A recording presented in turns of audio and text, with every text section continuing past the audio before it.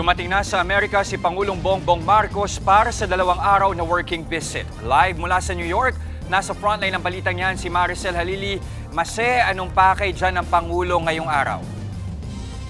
Nako, Jester, tatalakayan ni Pangulong Bongbong Marcos yung posisyon ng Pilipinas pagdating doon sa nangyayaring gulo sa pagitan ng Amerika, Iran at ng Israel. Pero maliban dyan, isa doon sa mga highlights talaga ng pagbisita ni Pangulong Bongbong Marcos dito sa New York ay yung pagkampanya niya para ibigay sa Pilipinas yung pagiging non-permanent member ng United Nations Security Council.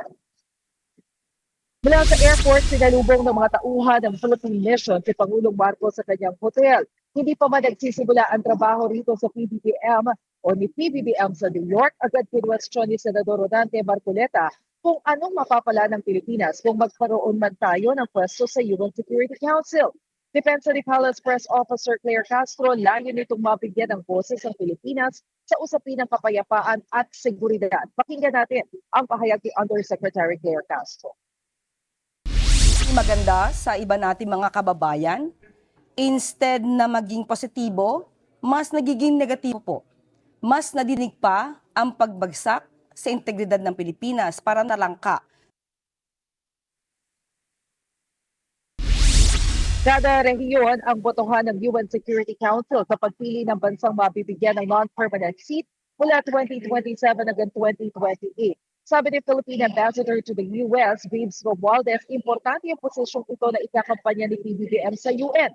Bukod sa tension sa Middle East, hindi pa rin daw tapos ang issue sa West Philippine Sea. Kalaban ng Pilipinas sa pwesto sa UNSC ang Kyrgyzstan. Narito ang pahayag ni Ambassador Romualdez. Obviously, because of what we face right now in the West Philippine Sea, having a seat at the Security Council is going to be a major impact for us, since, as we all know, United Nations is an important body, and it is the one that has decided on our arbitration award. Pero kahit anong paliwanag ng administrasyon sa kahalagahan nitong posisyon sa UNSC, may ilan pa rin pumupwestiyon sa timing ng biyahe ni PBBM.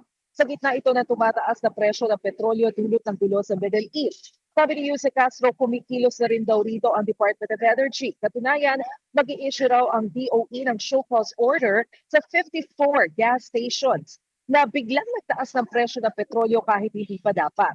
Sa buwelta naman ni Vice President Sara Duterte na bakit hindi makakuha ng eroplano ang gobyerno para mapauwi ang mga OFW sa Middle East, narito ang tugon ng Malacanang. Siguro at yan ang problema po sa mga hindi nag-aaral at hindi nag-iisip at hindi inaalam kung ano talaga ang programa ng gobyernong ito. Makapagsalita lamang para makakuha siguro ng mga views, pero hindi po ito naaayon sa realidad.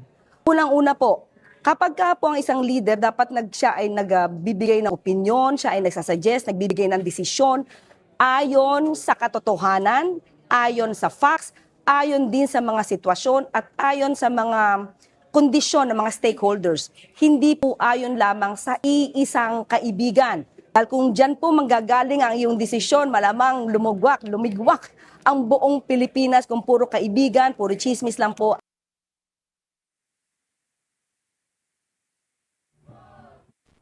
Lester, sa ngayon, alas 7:18 na ng gabi dito sa New York. Buong gabi ngayon, private meeting lang muna, private events muna si Pangulong Bongbong Marcos. Bukas naman, alas 11 ng umaga, inaasahan na sisimulan na ni PBBM yung kanyang pagharap sa United Nations. So unahin niya yung event para sa mga babae. At bukod dyan, inaasahang haharap din siya sa ilang business sector. Pero mabanggit ko na rin, ilang mga rallies yung sumalubong kay PBBM kanina sa pagdating niya dito. Pareho rin, yung mga panawagan, gaya ng mga panawagan dyan sa Pilipinas, tuldukan na yung problema sa korupsyon, bigyan ng proteksyon yung mga magagawang Pinay sa abroad, at magsalita tungkol doon sa usapin ng gulo sa Middle East. Yan muna ang latest mula dito sa New York. Jeff. Marami pa tayong antabayanan, lalo na sa pagsisimula ng mga aktibidad ng Pangulo bukas, oras dyan sa Amerika. Muli, maraming salamat, Maricel Halili. Mga kapatid, Andre Felix po, manatiling may alam pagdating sa mga mahalagang balita sa loob at labas ng bansa. Mag-follow at mag-subscribe na po sa social media pages ng News 5.